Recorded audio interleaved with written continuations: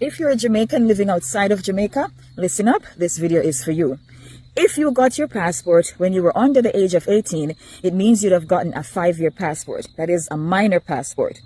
If you had a minor passport and you're ready to renew, you will need to provide a valid ID because when you got your old passport, your parents would have identified you. Now that you're an adult, you have to present your own ID. What this means for you is your application will take longer than a regular adult passport. A regular adult passport can take 3 to 5 weeks, but a minor's passport or a minor to adult passport can take 3 to 5 months. The reason for this is your application must be sent to Jamaica so the passport office can verify your identity in the system.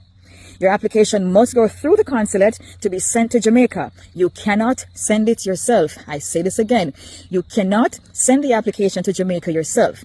This means your application will take 3 to 5 months. And this depends on where in the world you live because the processing time varies by country, it varies by city, it varies by state. Right now, I am getting so many persons who need to travel right now because of a funeral, because of vacation, because of a family reunion, but they do not have a valid passport and they're not able to get one in 2 to 3 weeks. If you're looking for a sign to check your passport and get it renewed, this is your sign. I am Gail of 876 Documents. Thanks for watching.